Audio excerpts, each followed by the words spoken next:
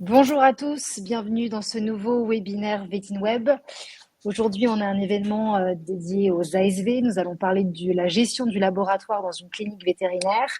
Et pour évoquer ce sujet, nous avons avec nous le docteur vétérinaire Denis Fritz, qui est donc spécialiste en pathologie clinique et il est aussi diplômé européen de pathologie clinique et directeur du laboratoire de biologie vétérinaire de Troyes.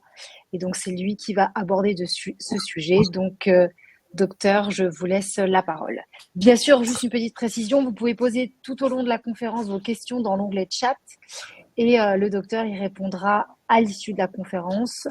Cette conférence sera disponible en replay. Vous recevrez automatiquement à l'issue de l'événement le lien pour le replay dans votre boîte mail. Bonne conférence à vous. Docteur, je vous laisse la parole. Merci pour cette présentation. Bien, bonjour. Donc aujourd'hui, on va donc envisager différents éléments, notamment tout ce qui va tourner autour de la préparation, disons, des prélèvements biologiques. On va envisager tour à tour la réalisation du frottis sanguin avec effectivement les différentes étapes, l'étalement, le séchage, la coloration. Je dirais juste un mot sur la technique d'étalement des autres ponctions, bien que théoriquement ce soit réservé au vétérinaire qui va lui-même faire la ponction, alors que le frottis sanguin peut très bien être délégué à l'ASV ou au technicien ou à la technicienne. On va aussi envisager les différents tubes que vous devez utiliser, avec un petit rappel systématiquement, à la fois le jeu des couleurs, mais aussi le contrôle de l'écriture sur l'étiquette, le type d'analyse qu'on peut envisager à partir de tel tube, définition de ce que peut être le plasma et le sérum. Donc ça, c'est pas inutile dans la mesure où, quand vous devez préparer des échantillons, c'est toujours bon de savoir ce sur quoi vous devez prélever et si vous centrifugez ou pas, ce que vous allez recueillir ou pas et dans quel tube. On envisagera aussi cette préparation donc des échantillons et des liquides biologiques pour toute fin de l'envoi. La préparation aussi pour les prélèvements d'hémostase, qui est un petit peu particulier, mais vous verrez que ça voyage très bien si on prépare comme il faut. On parlera aussi des prélèvements de PCR et des différents échantillons pour la bactériologie. Enfin, quelques conseils pour entretenir le microscope et puis aussi en aparté sur l'intérêt ou pas de se protéger, de mettre des gants, dans quel cadre, sur le laboratoire de routine tel qu'on le pratique dans une clinique, ça permet éventuellement de se poser un petit peu les bonnes questions. Alors la réalisation du frottis, eh bien la première des choses, c'est le choix des lames. Je vous conseille des lames lavées, dégraissées et rodées, ce qui va vous permettre de faire en fait le meilleur étalement possible, et la partie rodée va vous permettre d'écrire et d'identifier. Donc les étapes pour réaliser un frottis qui soit interprétable. D'abord, c'est l'identification du patient. Comme vous le voyez sur le petit encart, vous avez donc écrit chat et le numéro éventuellement du dossier. Vous pouvez écrire pour vous le nom du client, le nom du chat ou du chien. C'est toujours intéressant pour le confrère qui va lire la lame ou qui va la rechercher éventuellement plusieurs jours après dans la zone de stockage s'il a effectivement envie de revérifier quelque chose.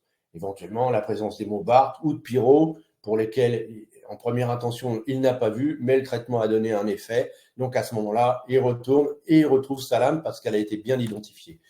Deuxièmement, c'est le dépôt d'une goutte. Une goutte standardisée, ça passe éventuellement par ce petit système. Un tube à microhématocrite que vous remplissez effectivement de sang en le plongeant dans votre tube. Vous déposez une goutte bien standard sur votre lame. Donc, c'est toujours 3, 4, 5 microlitres, pas plus. Ça vous évite, en fait, d'avoir, au moment de l'étalement, le sang qui bave partout, qui déborde et qui vous gêne, effectivement, pour la lecture, pour la coloration. Et donc, voilà un petit peu le système. Ensuite, vous allez aller au contact de cette goutte en passant devant avec une seconde lame qui est donc en plan incliné. Donc, cette goutte va s'étaler le long en fait de l'angle que forment les deux lames.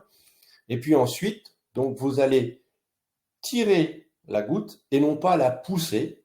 Donc vous tirez la goutte pour obtenir effectivement un frottis qui est bien oblongue. Et c'est la zone, disons, terminale, qui est donc la zone monocouche.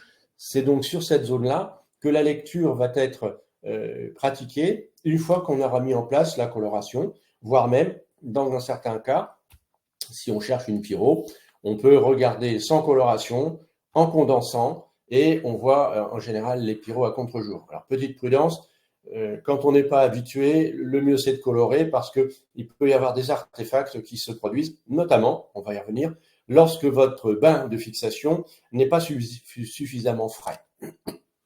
Alors, avant cette étape-là, vous avez donc pratiqué votre étalement. Maintenant, il va falloir le sécher. Alors, vous le séchez en brassant l'air devant vous, en surveillant la disparition de séchage, ou bien vous utilisez un séchoir à air froid. Donc, pour les besoins de la cause, on a rapproché le séchoir, mais sachez que logiquement, il faut être à 30, 40, 50 cm. Agitez le séchoir en maintenant la lame fixe et vous voyez donc cette auréole de séchage disparaître. Il ne faut pas donc sécher à air chaud ou rapprocher trop votre séchoir à air froid parce que l'air finit toujours par chauffer un petit peu et vous risquez à ce moment-là de rétracter vos cellules. Le but du séchage, c'est de laisser vos globules rouges et vos globules blancs dans l'état quiescent dans lequel vous les avez déposés sur la lame. Et cela passe par en fait le départ de l'eau plasmatique de façon rapide. Et si vous séchez trop fort, à ce moment-là, vous allez cuire en fait vos cellules et vous allez les rétracter. Ensuite, eh bien, on va passer au bain de coloration. Donc là, j'ai pris pour exemple, parce que c'est le plus pratique, c'est le RAL 555 pour 5 secondes dans le fixateur, 5 secondes dans l'éosine, 5 secondes dans le bleu de méthylène. Alors, les petits conseils qu'on peut vous donner pour gérer cette partie laboratoire. Le fixateur, c'est donc le premier bain dans lequel vous allez plonger vos lames. En principe, quand le fixateur est neuf, 5 secondes. Et puis, plus il va être usé et usagé, plus le temps va effectivement être nécessaire. Vous passerez à 10 secondes, 15 secondes. Ce fixateur est à changer en général, alors en fonction du débit que vous avez, tous les 8 à 15 jours. Ou lorsque vous avez des dépôts qui commencent à donc envahir le fond de votre récipient et que ce fixateur tourne au bleu plus intense qu'au bleu ciel, bleu clair dans lequel il est à l'état neuf. Le deuxième bain, c'est le bain donc d'éosine et le troisième, le bain de bleu de méthylène. Alors, ces deux bains sont un petit peu plus, solides, ils résistent un peu mieux au temps. En général, autour de 3 à 4 semaines. Là encore, dès que vous voyez des dépôts qui flottent ou qui coulent, à ce moment-là, pensez à changer vos bains parce que la qualité de ces bains va entraîner la qualité de votre coloration. Et éviter des artefacts de lecture comme des trous d'hémoglobine, comme des salissures, etc. Alors, ces bains peuvent effectivement s'évaporer. Ils s'évaporent d'autant moins que vous avez des petits dispositifs qui sont en fait en général des petits récipients en verre avec un couvercle en verre qui se coapte bien et qui évite à ce moment-là le maximum d'évaporation. Auquel cas, si évaporation il y a, vous pouvez remettre et compléter en fait le niveau de ces bains si nécessaire. Ensuite, une fois que vous avez donc coloré ces lames, vous les sortez, vous tamponnez éventuellement légèrement sur une serviette papier de façon à éliminer le surplus qui peut couler, et puis vous rincez à l'eau claire, et ensuite vous resséchez vos lames un petit peu comme on l'a fait avant coloration, puis ensuite vous pouvez passer en lecture. Voilà pour les conseils que je peux vous donner, en sachant que en ce qui concerne l'étalement des autres types de liquides, alors un liquide éventuellement d'épanchement, vous pouvez effectivement le mettre sur EDTA et le traiter un petit peu comme du sang. Par contre, tout ce qui va être moelle ou ponction ganglionnaire, là, la technique d'étalement qui donc doit être pratiquée, et la technique d'étalement par les lames en croix, donc face à face, et non pas à angle, comme vous avez vu pour le frottis de sang. Et rappelez-vous bien, on tire la goutte, on ne la pousse pas.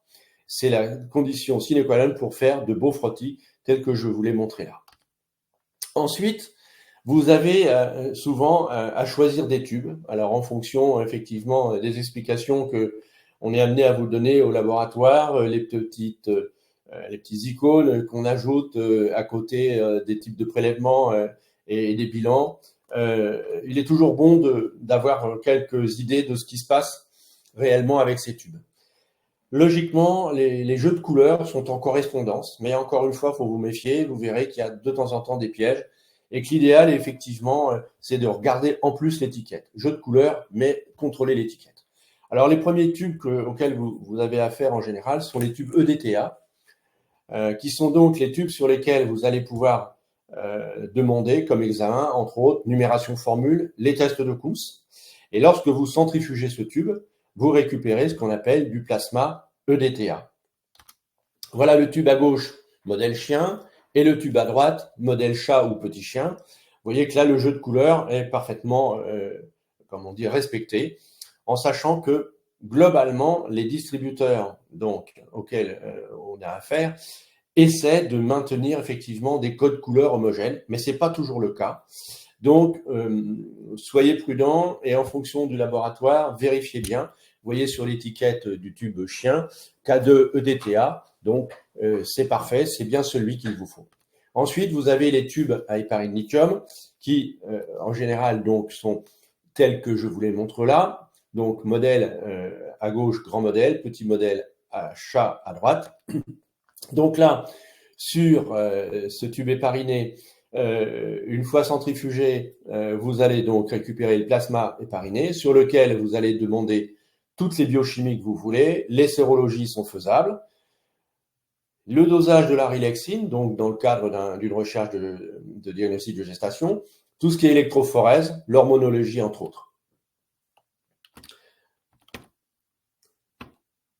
Le tube citrate de sodium, lui, il est réservé à un seul usage, c'est tout ce qui est hémostase, donc trouble de la coagulation.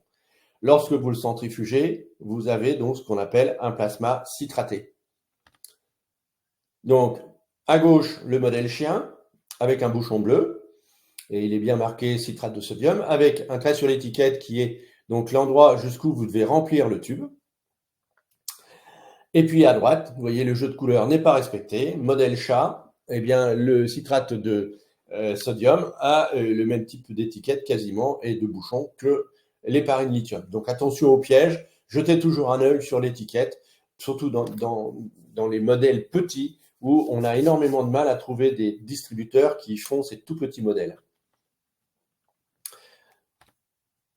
Ensuite, vous avez le tube sec, donc au-dessus, à gauche, le modèle chien avec un gel séparateur. Ensuite, au milieu, un tube sec standard qui va très bien. Et à droite, le petit modèle chat qui, lui, n'a rien à voir avec les deux autres. Donc, voilà, jeu de couleurs non respecté. Donc, ce tube sec ne contient bien évidemment aucun activateur de coagulation, ne contient aucune molécule, et lorsque vous le laissez reposer, vous allez avoir le caillot sanguin qui se forme, qui se rétracte, et au-dessus, le jus qui sort, entre guillemets, ça va être donc le sérum. Donc le sérum, vous pouvez donc le récupérer après avoir éventuellement recentrifugé, et vous allez demander des examens comme sérologie, biochimie, les électrophorèses, l'hormonologie. Le fluorure oxalate, donc, c'est donc un tube à bouchon gris qui vous sert uniquement au cas où vous allez dans votre bilan, ou pas d'ailleurs, ou au détail, demander par exemple glucose, fructosamine. Eh bien, si vous voulez le glucose, vous mettez du sang sur tube oxalate, fluorure oxalate, vous homogénéisez bien, vous le laissez tel que, et pour votre fructosamine, vous allez utiliser un tube, par exemple, héparine lithium, que vous centrifugez. Vous récupérez le plasma hépariné que vous remettez sur un tube sec et vous adressez les deux au laboratoire.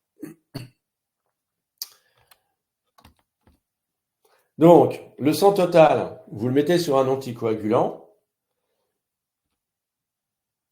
vous homogénéisez bien votre prélèvement pour qu'il y ait un bon contact entre le sang et les globules rouges. Et lorsque vous le centrifugez, vous allez avoir un culot cellulaire et vous allez avoir un liquide surnageant qui sera le plasma. On vous conseille toujours de bien homogénéiser votre prélèvement avec un retournement successif entre vos doigts, une bonne dizaine de fois pour le chat et le chien. Pour le cheval, comptez peut-être le double, parce que le sang est quand même beaucoup plus épais et s'homogénise beaucoup moins bien. Lorsque vous mettez le sang total sur un tube sec, vous avez donc ce prélèvement brut qui, sans anticoagulant, va donc former un caillot. Ce caillot est donc formé des cellules et de la fibrine. Et le jus surnageant, entre guillemets, c'est le sérum qui, lui, contient donc contient l'eau, contient les ions, les protéines, les enzymes. Donc, le plasma, c'est donc le sérum plus les protéines de la coagulation, ce qui permet effectivement de faire un certain nombre d'examens sans aucun souci, que ce soit l'un ou que ce soit l'autre.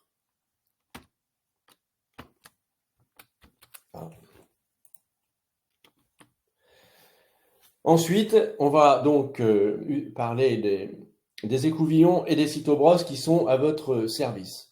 Alors, les écouvillons secs peuvent servir à plusieurs choses, notamment à la PCR, c'est-à-dire qu'il n'y a pas de milieu de transport, vous écouvillonnez le site, les gencives, par exemple une oreille, un nez, un prépuce, un vagin, et vous voulez faire une PCR dessus, vous remettez l'écouvillon utilisé dans ce même tube et vous identifiez ce tube avec le nom des propriétaires, le nom du chat, du chien, c'est déjà très bien, et puis ensuite vous remplirez le reste.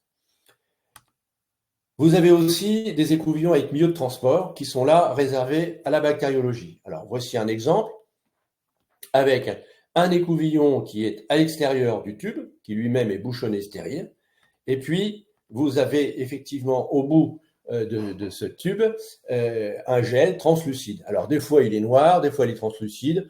Les deux fonctionnent parfaitement pour la conservation des bactéries. Donc vous faites votre prélèvement avec l'écouvillon dans le site souhaité et vous le remettez dans le tube qui est lui-même bouchonné stérile, donc dans le gel de transport, le bout de l'écouvillon trempant dans le gel. Et donc vous avez une conservation qui est très bonne pour la bactériologie. Ensuite, pour les PCR, vous pouvez aussi avoir les cytobrosses. Alors, différents types de cytobrosses. Le premier type en haut est donc un type classique qui peut, par exemple, vous permettre de cytobrosser des gencives, une plaie cutanée, enfin que sais-je. Et puis, le tube en dessous est donc avec un écouvillon beaucoup plus petit qui peut être utilisé, par exemple, pour des sinus ou pour des toutes petites plaies.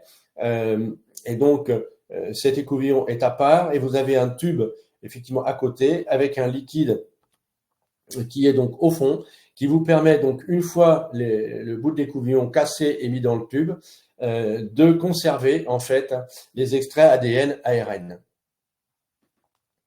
Ensuite, à votre disposition, vous allez avoir différents types de pots. Un pot effectivement au-dessus à sel avec le petit nécessaire, la petite cuillère pour éviter effectivement de s'en mettre partout. Une fois qu'il est aux 3/4 rempli, c'est suffisant. C'est pas la peine de le remplir jusqu'au bout. En général, on a largement assez pour faire les analyses demandées. Ensuite, vous avez des pots à urine potentiellement qui sont additionnés de borate ou pas. Et pour les urines, vous pouvez parfaitement utiliser des tubes secs, pourquoi pas, ou des tubes secs avec borate, donc que le laboratoire vous livre, en sachant que avec 3 ou 4, 5 cm3 d'urine, on peut faire à peu près toutes les analyses que vous souhaitez. Et donc, ça va de la PCR à la bactériologie en passant par le culot, la cytologie, etc.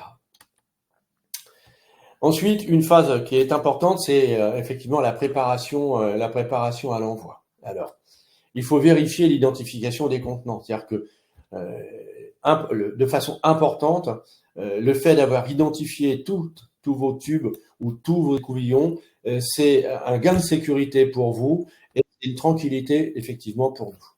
Alors, en ce qui concerne la numération formule, le test de Coombs, la recherche de parasites sanguins, les épanchements, les PCR, eh bien, le tube DTA doit être envoyé tel que et non centrifugé. La conservation est bonne en général, 48-72 heures à température ambiante, avec évidemment un transport rapide recommandé, chronopost, bien coursier. En général, c'est 24-48 heures et les prélèvements sont suffisamment bien conservés pour pouvoir être traités. Pour la biochimie, la sérologie et les hormones, donc le plasma hépariné ou le sérum, donc vous avez prélevé et vous avez centrifugé et remis sur un tube sec en plastique votre plasma hépariné ou votre sérum. La conservation est bonne à température ambiante, encore mieux à 4-8 degrés, le temps effectivement que le transport soit pris, que le tube soit pris en charge pour le transport. Transport rapide, toujours pareil, et donc là, aucun souci pour effectivement avoir des résultats qui sont intéressants, sachant que tout ce qui est biochimie en général est robuste à température ambiante. Pour les hormones, effectivement aussi, sauf pour 2 hormones, on va y revenir tout à l'heure, qu'il faut préparer de façon spécifique, mais toutes les autres, ce sont des hormones qui se conservent parfaitement bien. Pour la coagulation, c'est donc du plasma citraté. Vous avez prélevé sur citrate de sodium votre sang total. Vous avez homogénéisé en retournant le tube une dizaine de fois entre vos doigts. Vous centrifugez, vous récupérez le plasma citraté sur un tube sec en plastique. Et là, ça se conserve tel que pendant plusieurs jours à 4-8 degrés au réfrigérateur de façon standard, ce qui vous permet éventuellement de voir si le traitement qui a été donc administré à l'animal permet de solutionner le souci de coagulation ou pas. Et si ce n'est pas le cas, à ce moment-là, vous pouvez très bien envoyer le prélèvement qui est à 24, 48 heures, 72 heures au laboratoire pour un bilan de coag. Si vous voulez prendre une précaution supplémentaire, si vous n'êtes pas sûr de l'utiliser, vous pouvez parfaitement le placer au congélateur et attendre le moment adéquat, au bout de 8 jours, 10 jours, pour le ressortir et le laisser partir congelé donc en transport, et il nous arrivera décongelé et il sera tout à fait utilisable.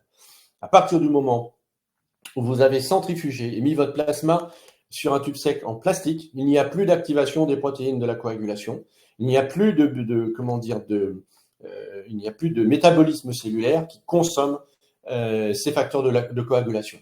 Par contre, la centrifugation, elle doit être dans la demi-heure, dans l'heure maximum qui suit le prélèvement. Pour l'histologie, vous êtes habitués, ce sont des petits pots formolés. Donc maintenant, effectivement, on conseille de n'utiliser que les petits pots pour pas mal de choses. Et donc, vous êtes souvent obligé de sélectionner les parties de tumeurs qui vous paraissent les plus représentatives de ce que vous avez retiré.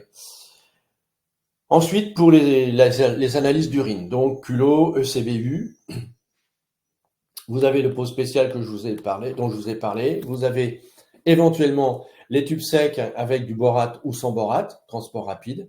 Et si vous voulez éventuellement, prendre toutes les précautions de peur que vos bactéries potentielles ne survivent pas, vous pouvez tremper un écouvillon stérile dans vos urines et le remettre dans le gel de transport, comme une bactério de peau, de nez, d'oreille, etc. Classique. La conservation donc est bonne, plusieurs jours à température ambiante.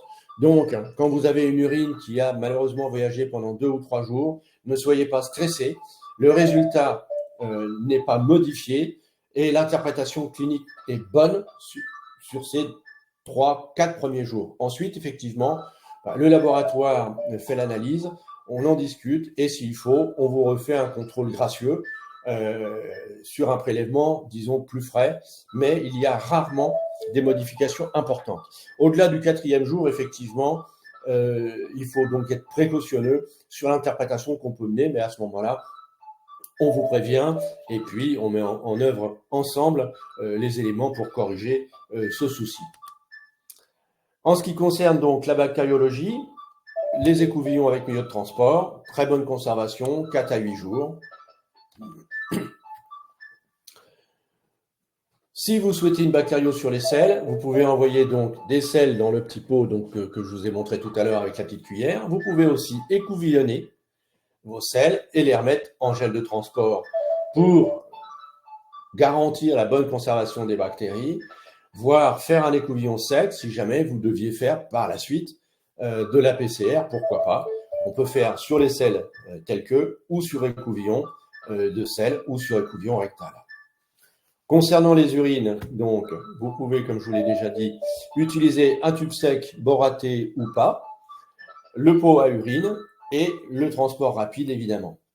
Pour les épanchements, c'est tube DTA parce que vous allez demander, pour l'essentiel du temps, une cytologie avec éventuellement un ensemencement, L'ensemencement pouvant se faire directement à partir du tube DTA, voire à partir de l'écouvillon avec milieu de transport que vous aurez rajouté à votre envoi. Concernant la parasitologie sur sel, vous avez donc ces fameux petits pots qui donnent une bonne conservation, disons 48 heures maxi, avec un transport rapide. À défaut, si vous devez récolter des sels ou faire récolter des sels sur plusieurs jours, il est conseillé malgré tout à ce moment-là de livrer un échantillon non formolé et un échantillon formolé de façon à conserver l'ensemble des éléments parasitaires possibles, donc éventuellement les protozoaires dans leur état quiescent, éventuellement certaines larves qui sont plus fragiles que d'autres. Et là, à ce moment-là, vous utilisez globalement un volume de formol pour 2 volumes de sel. Alors en général, c'est une cuillerée à café de formol pour 2 cuillerées à café de sel. Et le jour suivant, c'est à peu près la même chose pour ne pas, biaiser trop les proportions, à supposer qu'une selle, par exemple, soit parasitée, que le lendemain, vous n'ayez pas d'émission parasitaire. Donc, évitez effectivement une perte de sensibilité de la lecture.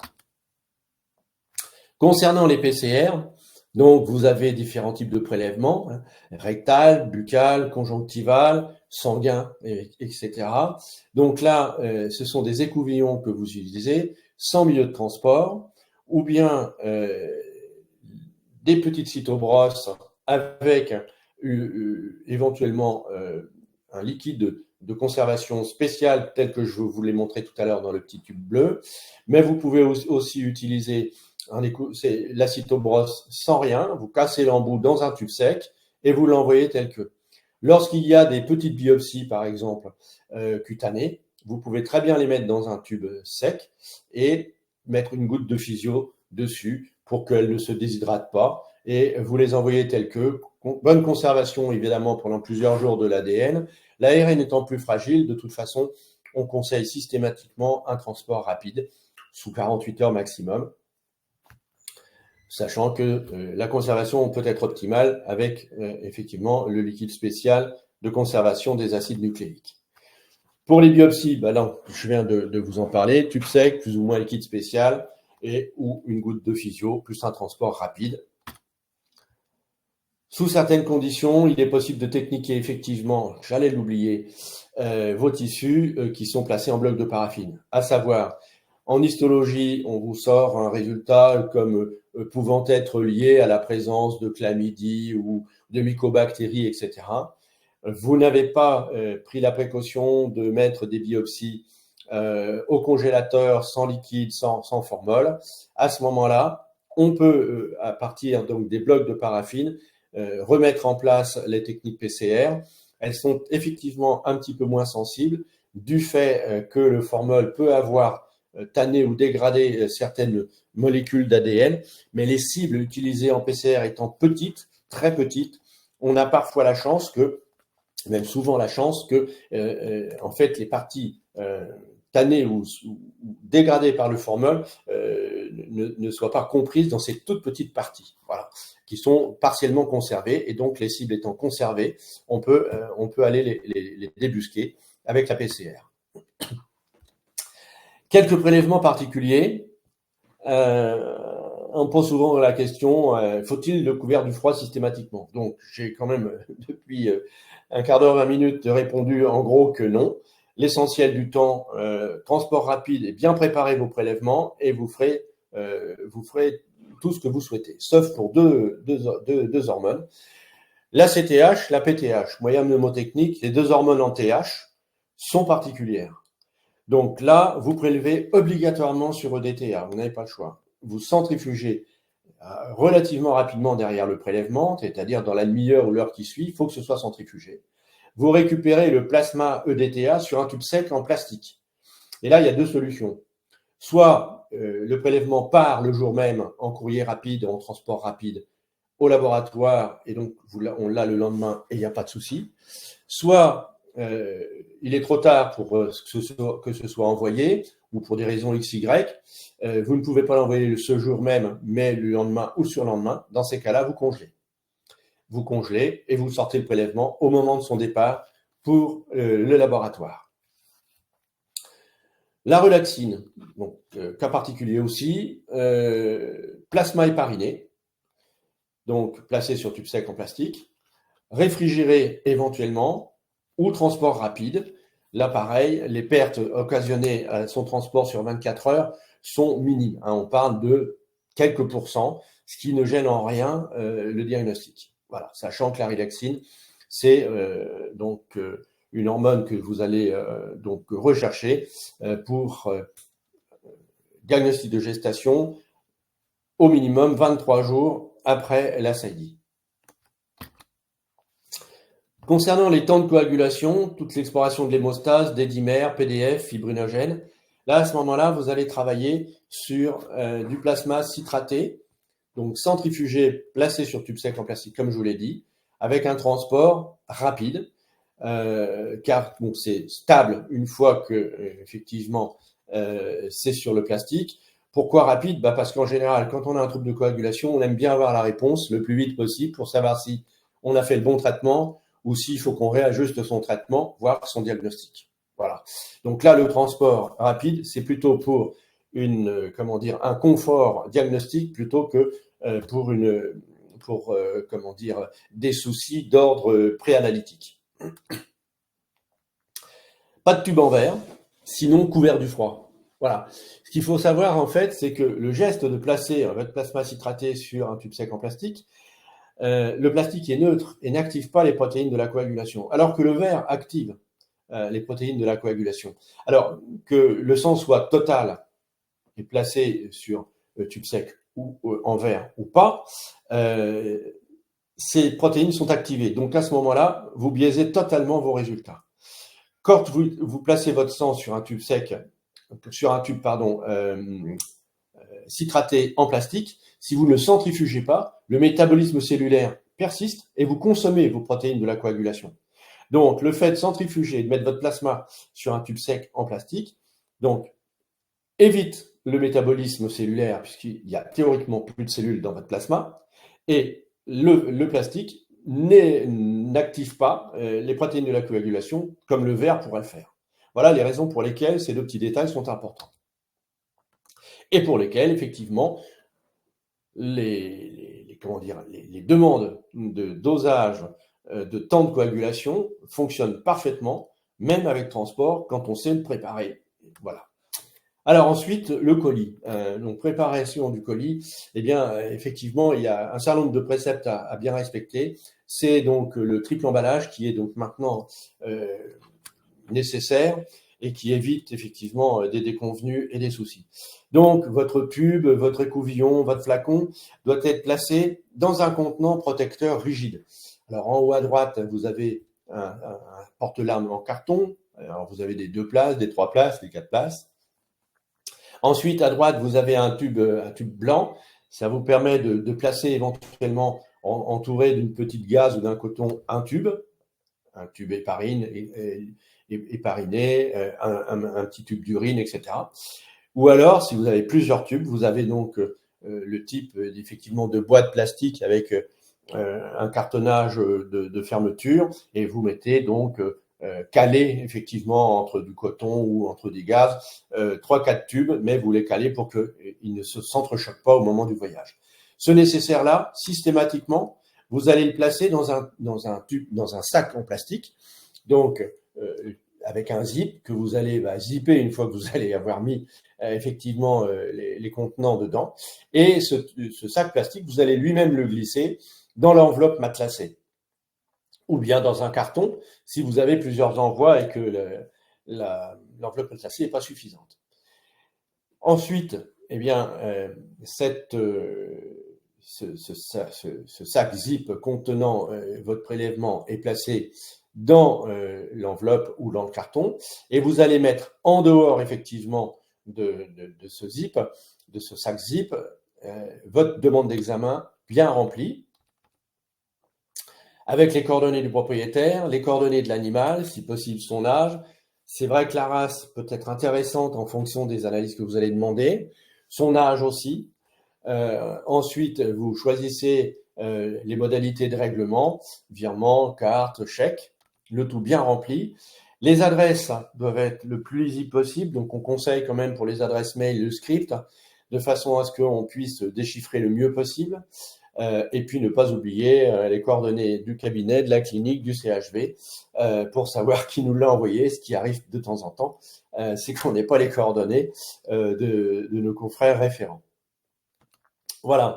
Ensuite, vous choisissez le mode de transport. Alors, en général, vous avez accès sur les sites internet du laboratoire à différentes modalités d'envoi. Le chronopost prépayé, le chronopost avec enlèvement à la demande et à la clinique. Vous avez Colissimo, Lettre Max. Vous avez aussi les coursiers à la demande qui passent donc à la clinique. Vous avez tout ça pour des prix variables. Et en fonction des laboratoires, vous pouvez grouper dans un même envoi, disons, vos différents dossiers de façon à partager les frais entre les propriétaires. Voilà, ce qui est toujours une facilité intéressante. Et puis, vous n'oubliez pas de coller et de mettre l'étiquette donc issue de votre choix de mode de transport sur l'enveloppe ou sur le carton du contenant. Voilà ce que je peux effectivement vous donner comme conseil de gestion de l'activité laboratoire au sens large du terme, à la fois pour les home tests, c'est-à-dire ce que vous allez vous réaliser à la clinique ou au cabinet, et puis ce que vous allez envoyer au laboratoire. Alors, on va aussi poser des petites questions sur quand porter des gants, faut-il porter des gants tout le temps, etc., quand on prépare des prélèvements. Bon, globalement, ce n'est pas nécessaire de porter des gants quand vous allez manipuler un tube qui est fermé, quand effectivement vous allez mettre des biopsies, vous avez des pinces, des petits outils, donc vous n'y touchez pas réellement.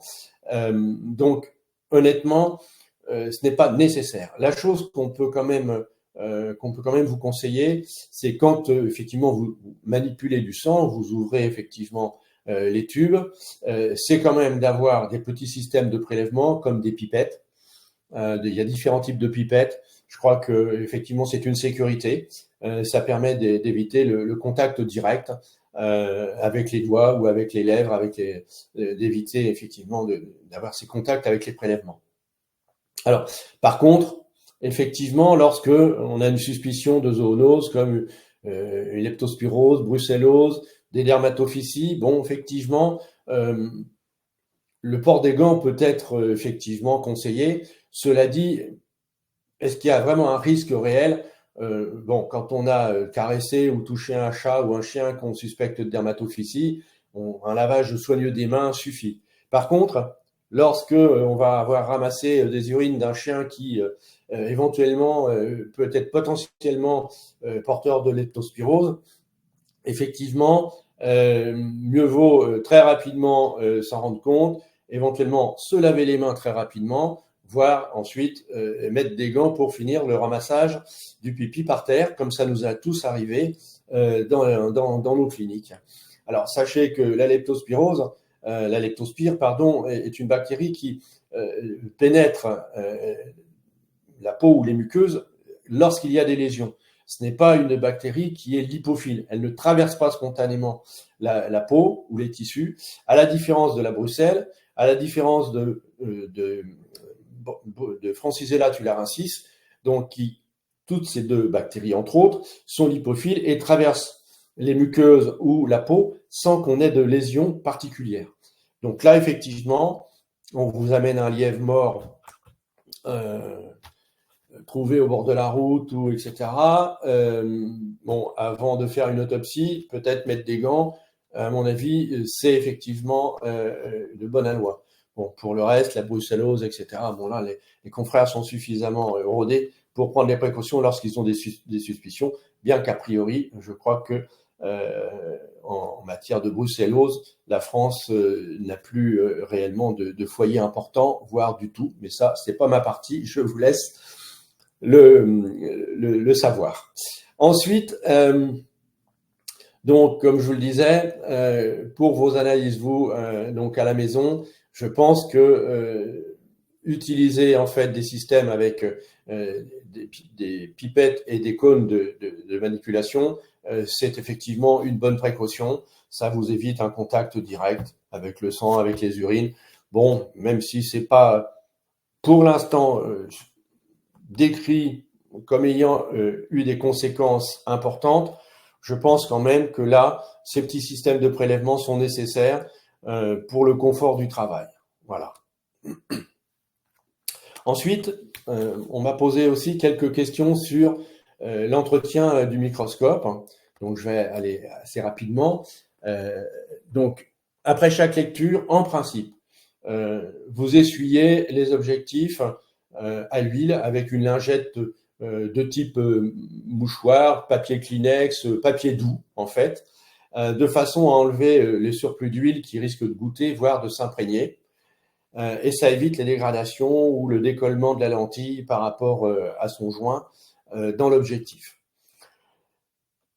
Pour des usages peut-être plus importants, vous pouvez aussi utiliser une solution alcoolisée pour nettoyer à la fois la platine, les objectifs et l'oculaire. Bon, une solution d'alcool à 60, voire même à 30 diluée avec de l'eau distillée suffit pour dégraisser et enlever les impuretés qui peuvent être sur l'objectif, l'oculaire. Et puis, ça permet de nettoyer aussi la platine qui, à ce moment-là, fonctionne d'autant mieux qu'elle n'est pas embarrassée par de la graisse qui coagule au fur et à mesure du temps. De même, souvent dans les cliniques, on a des objectifs qui ne sont pas faits pour être à l'immersion, sauf le 100 qui l'est automatiquement, donc le 20, le 40, le 50. Bon, et surtout le 40 et le 50 sont en général secs, et le 100 à immersion. Donc, quand vous passez du 100 au 50 pour regarder de nouveau de plus haut, si j'ose dire, votre lame, à ce moment-là, vous risquez de mettre de l'huile sur un objectif qui ne doit pas en avoir. Donc là, c'est tout simple. Il suffit simplement de l'essuyer tout de suite pour éviter qu'effectivement cet objectif se dégrade avec l'accumulation d'huile qui sèche plus ou moins et qui corrode et qui altère en fait les joints. Une petite astuce, c'est que le jour où vous devez éventuellement vous équiper d'un nouveau microscope, choisissez un objectif 40 ou 50 à immersion, le 100 étant systématiquement à immersion, de façon à ce que ça vous permette ce confort de travail qui est de passer du 100 au 50, du 50 au 100, sans être obligé d'essuyer entre-temps votre objectif pour éviter de le tartiner, entre guillemets, d'huile et de dégrader en fait votre objectif qui coûte malgré tout relativement cher. Alors vous avez un petit surplus entre l'objectif sec et l'objectif à immersion, mais c'est une amélioration de qualité de travail qui est nette et ça vous évite ces petits tracas du quotidien. Voilà, merci pour votre attention. J'espère que vous avez pu tirer de cela quelques renseignements. Et puis, je vais essayer de répondre à vos questions.